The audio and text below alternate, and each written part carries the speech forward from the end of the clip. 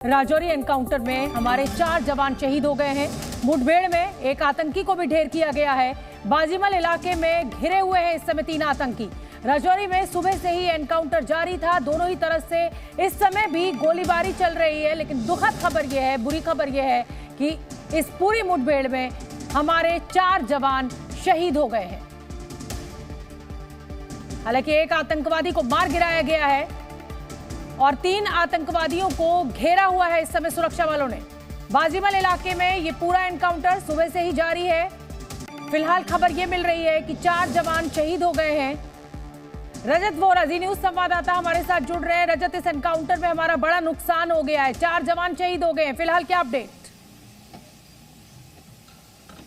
बिल्कुल, आज सुबह से ही लगातार ये एनकाउंटर जो है वो जारी था, जिसमें कि सुरक्षा बलों को 3 आतंकी गिरे होने की आशंका थी और अभी भी गोलियों का तबादला जो है वो दोनों तरफ से जारी है। पर सुरक्षा बलों को, हमारे जवानों को एक बड़ा नुकसान जो है वो यहाँ पर हुआ है। दुखद खबर है, 4 जवान जो हैं वो शहीद हो चुके हैं और इनमें से 2 सेना के सीनियर ऑफिसर बताए जा रहे हैं। और इसके अलावा आपको बता दें कि अभी भी जो आतंकियों से लोहा लेते हुए सुरक्षा बल जो हैं वो लगातार इस पूरे ऑपरेशन को कंडक्ट कर रहे हैं। इस एनकाउंटर साइट पर लाइट्स जो हैं वो इंस्टॉल की जा रही हैं और इसके अलावा लगातार कोशिशें की जा रही है कि जल्द से जल्द इन आतंकियों को ढेर कर दिया जाए। आपको बता दें कि करीबन आज 9 बजे के आसपास सुरक्षा बलों को इस तरह के इनपुट मिले थे कि इलाके बाजीमल में कुछ आतंकी जो हैं वो छुपे बैठे हैं, जिनकी खबर पहले भी सुरक्षा बलों को मिली थी और वो लगातार अपनी मूवमेंट जो है वो चेंज कर रहे थे। जिसके बाद सुरक्षा बलों को आज स्पेसिफिक इनपुट के बाद उन्होंने इस ऑपरेशन को चलाया और उसी ऑपरेशन में सेना को आज एक भारी नुकसान जो है वो उठाना पड़ा है। एक दुखद खबर 4 जवानों की शहादत की और अभी जो सूत्रों के हवाले से जानकारी निकलकर सामने आ रही है, एक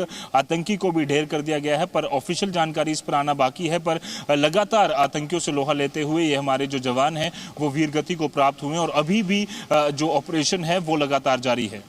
रजत, मैं आपसे जानना चाहूंगी, आप जानकारी दे रहे हैं कि इसमें सेना के अधिकारी भी हो सकते हैं, क्या लग रहा है, क्या छन छन कर खबर बाहर आ रही है? क्योंकि ये बात मैं समझती हूँ कि इस समय अभी कुछ भी जानकारी बाहर नहीं दी गई है मीडिया को। ये किस रैंक के अधिकारी होंगे?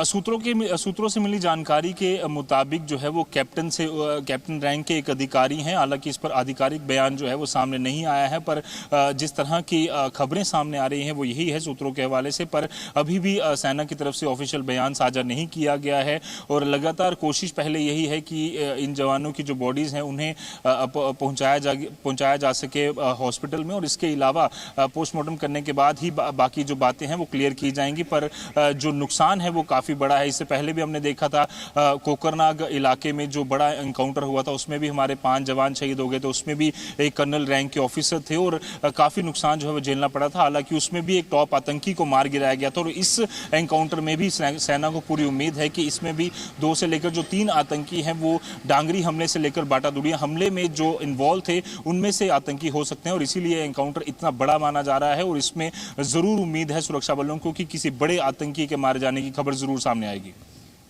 तो बड़ी जानकारी इस समय रजत हमें दे रहे हैं। बाजीमल इलाके में 3 आतंकवादियों को अभी भी घेरा हुआ है और ये एनकाउंटर सुबह से ही जारी है। सेना को भी बड़ा नुकसान इसमें हुआ है। मैं रजत आपसे इस पूरे इलाके को समझना चाहूंगी, क्या ये आतंकवादी किसी ऊंचाई पर मौजूद थे, घात लगाकर वहां से इन्होंने हमला किया जो इतना बड़ा नुकसान सेना का हुआ? जी, आपको बता दें कि ये इलाका जो है वो पूरी तरह से घने जंगल का इलाका है। मेरे पीछे अभी भी अगर हम बात करें तो ये सिर्फ 7 बजे का समय है, पर घना जंगल होने की वजह से अंधेरा इतना घना हो चुका है कि यहाँ पर अभी तक बिना लाइट्स के कुछ भी देखना जो है वो इम्पॉसिबल हो जाता है। वहीं अगर हम बात करें तो जो इलाका है घने जंगल का है, पहाड़ी का इलाका है, इसीलिए यहाँ पर लगातार ऑपरेशन करने में भी मुश्किलें जो हैं वो सामने आ रही हैं। आतंकियों के एक गोरिल्ला वॉरफेयर की तरह अटैक करने की जो साजिशें हैं वो लगातार सामने आ रही थी, पर इस ऑपरेशन में एक जो है वो सुरक्षा बलों को इनपुट जरूर थे और लगातार सुरक्षा बल जो है वो कोशिश कर रहे थे कि इन आतंकियों को न्यूट्रलाइज किया जा सके।